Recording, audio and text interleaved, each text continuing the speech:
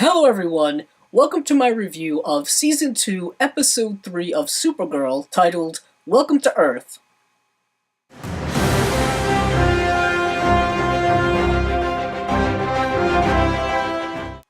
Before I go any further, I just want to say there will be spoilers in this review. In this episode, we get a lot of information. As we saw in the end of the last episode, Mon-El wakes up from whatever hibernation sleep that he was in. And when he does, he is very angry, very wild, and he escapes that DEO facility. So part of the episode is the DEO and Supergirl trying to find him. But another part of the episode is we get our first glimpse of Linda Carter as the President of the United States, which is very interesting because, as many people know, Linda Carter is most well known for playing Wonder Woman in a 1970s television series. It is kind of the only successful live-action version of Wonder Woman we've ever had, until, hopefully, the Gal Gadot film that is coming out next year. It is very interesting in the episode that Kara is so starstruck by this Linda Carter president, because if anything, Supergirl is the one who people should be starstruck because she is a superhero. But the most interesting revelation of the episode is that we find out that the president is actually an alien. And one of, in my opinion, another big revelation in the episode is that there is an entire underground group of aliens who probably not only live in National City, but probably live throughout the world.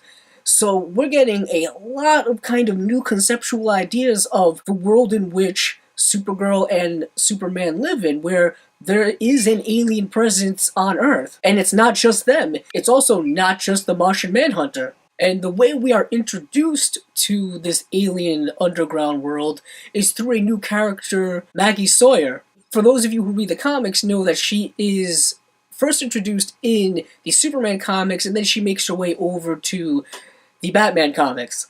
So Maggie takes Alex into this kind of underground bar exclusive to alien people, kind of a safe haven or refuge, a place where they can go and feel free to be themselves. And there's a wonderful allegory between the alien subculture and also the homosexual culture as well, because they both have these overlapping themes of feeling ostracized by society and feeling like outcasts and not belonging anywhere and stuff like that. And it does help that we are introduced to this world and these themes through a gay character in Maggie Sawyer. So the bar also functions as a place where she can be herself as well. But through this plotline, we find that Linda Carter's character is there to sign an alien amnesty bill, which will make these people free and equal in our society. But there is a little bit of backlash to that, because when you sign this bill and these aliens start coming out of hiding, they are at the risk of even more persecution. And that is where we get the main villain of the episode, who decides to take it upon herself to prevent this bill from being signed by killing the president. I guess she feels that if she does this and she shows to the world that aliens are bad, no one will accept this bill, and therefore it will not be able to be signed into law.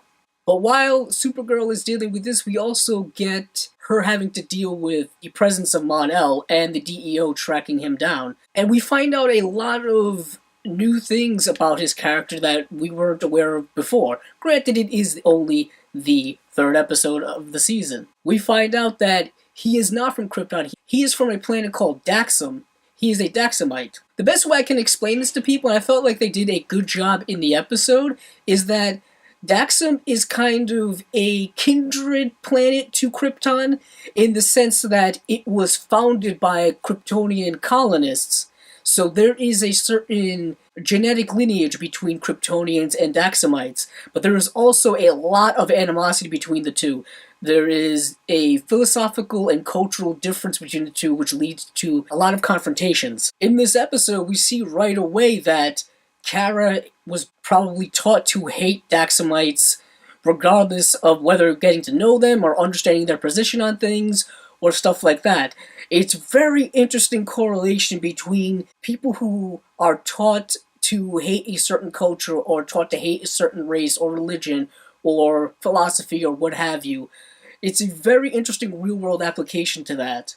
And it's through Kara's confrontation with the alien who is trying to kill the president that she comes to learn that not all aliens are bad, not all aliens are good, that there is a certain grayness to the world. And she also comes to that realization while dealing with her first kind of major gig as being a reporter, where she has to interview Lena Luthor, who has developed a device that can detect between alien and human. And Kara feels very strongly about this, that this could be used as a device to potentially harm aliens. It can be used as a device of persecution. And so this leads to a lot of confrontation between her and Snapper Carr, who is doing everything he can to make people hate him in this episode.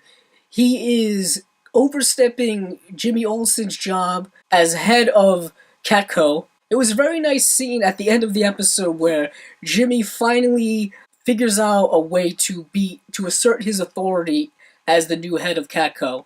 As much as I hate Snapper Carr's character, he does instruct Kara in properly being a reporter, in the sense you have to have some type of objectivity. She essentially wanted to write this scathing editorial about Lena Luthor and her new device, but she has to learn that you can't be a reporter and have that type of stance when it comes to things. So at the very end of the episode, John Jones decides to visit this underground alien bar, which I assume that he's been to in the past, since we know he's been on Earth for a rather long time. What he discovers there when he's in his full Martian form is that there is another Martian there, and this is Megan Moores, who is Miss Martian.